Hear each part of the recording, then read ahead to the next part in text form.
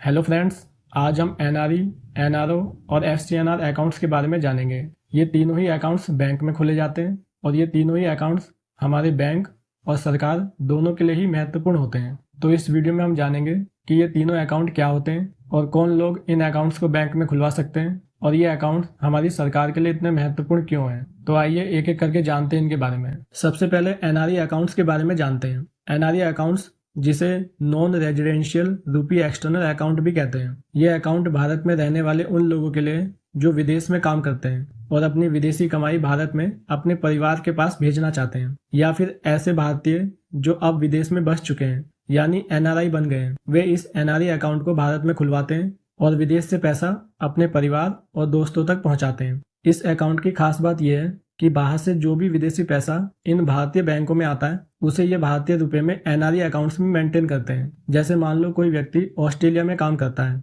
और वो पैसे को अपने परिवार जो भारत में रहते हैं उनके पास भेजना चाहता है, तो वो सबसे पहले भारत के किसी भी बैंक में एनआरई अकाउंट खुलवाएगा। जैसे मान लो उसने एसबीआई में अकाउंट खुलवाया और ऑस्ट्रेलिया से उसने पैसे ट्रांसफर किए जो कि डॉलर्स में है, तो एसबीआई बैंक उसके डॉलर्स को अपने पास रख लेंगे और उसके एनआरआई अकाउंट्स में डॉलर्स की बजाय इंडियन रुपीस में उसका अकाउंट मेंटेन करेंगे। अगर उसने ऑस्ट्रेलिया से 1000 डॉलर्स भेजे हैं तो एसबीआई बैंक उसके 1000 डॉलर्स को कन्वर्ट करके, जैसे अभी $1 का प्राइस 83 रुपीस है, तो 1000 गुणा 83 रुपये, ये हो जाएगा 83,000 रुपये। तो इतने अमाउंट को उसके एनआरआई अकाउंट में मेंटेन करेंगे। फिर उसकी फैमिली इंडिया में इन पैसों को निकालकर इस्तेमाल में ले सकते हैं। तो इस तरह से एनआरआई अकाउंट काम में आता है। ये तो था इसका पहला मेन फायदा।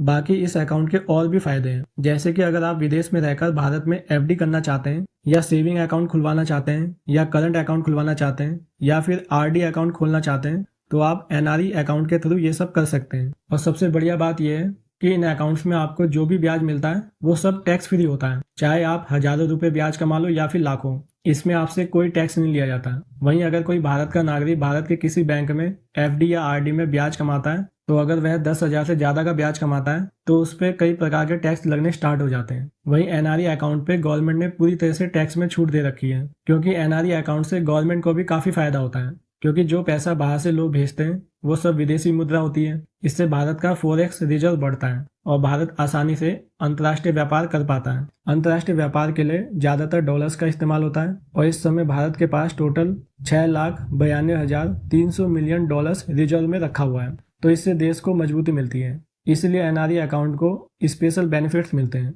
अब हम जानते हैं एनआरओ अकाउंट्स के बारे में। एनआरओ अकाउंट्स, जिसे नॉन रेजिडेंट ऑर्डिनरी अकाउंट कहते हैं, भारत का कोई भी नागरिक अगर 6 महीने से ज्यादा विदेश में रहता है तो उसे एनआरआई का स्टेटस मिल जाता है। और एनआरआई के लिए भारत में नियम है कि वे भारत में कोई भी सेविंग अकाउंट नहीं खोल सकते हैं। उन्हें या तो एनआरई अकाउंट खुलवाना होगा या एनआरओ अकाउंट या फिर एफसीएनआर अकाउंट।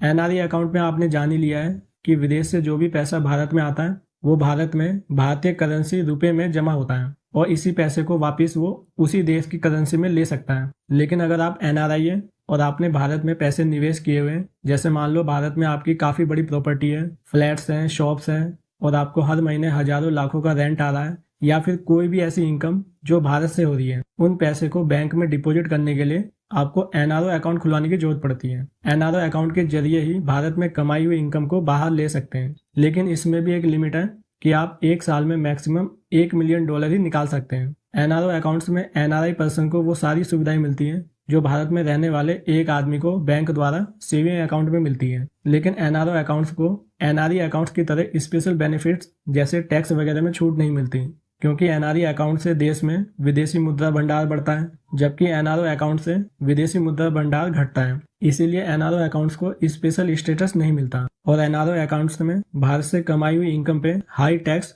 30% तक देना पड़ता है। वहीं अगर हम एफसीएनआर अकाउंट्स की बात करें तो एफसीएनआर अकाउंट्स को foreign currency non resident accounts कहते हैं। इस अकाउंट में होता यह है कि मान लो जैसे कोई इंडियंस हैं, वो बाहर अमेरिका में रहते हैं, वहां पे वो डॉलर्स में कमाते हैं। अब वो चाहते हैं कि इंडिया में वो अपना अकाउंट्स खुलवाएं, लेकिन जो पैसा वो डॉलर्स में बैंक में जमा करेंगे वो डॉलर्स में ही उसको रखना चाहते हैं, उसे वो इंडियन रुपीस में कन्वर्ट नहीं करना चाहते हैं। तो इसके लिए उन्हें बैंक में एफसीएनआर अकाउंट्स खुलवाने की जरूरत पड़ेगी। एफसीएनआर अकाउंट्स में होता यह है कि जो भी पैसा विदेश से आता है वो उसी देश की करेंसी में जमा रहता है। इस अकाउंट्स के जरिए भारत में केवल एफडी ही की जा सकती है। जैसे एनआरई अकाउंट में saving account, current account, FD, RD कुछ भी खोला जा सकता है, लेकिन इसमें केवल FD ही खोली जा सकती है। लेकिन FCNR अकाउंट्स में एक बड़ा बेनिफिट्स ये है कि इसमें कोई टैक्स नहीं लगता।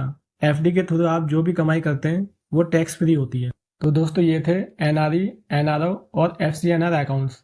अगर आपको ये वीडियो इन्फॉर्मेटिव लगी है तो इस वीडियो को लाइक कीजिए, और अगर आपने अभी तक इस चैनल को सब्सक्राइब नहीं किया है तो इस चैनल को सब्सक्राइब कीजिए। मिलते हैं आपसे फिर एक नई इन्फॉर्मेटिव वीडियो के साथ। धन्यवाद।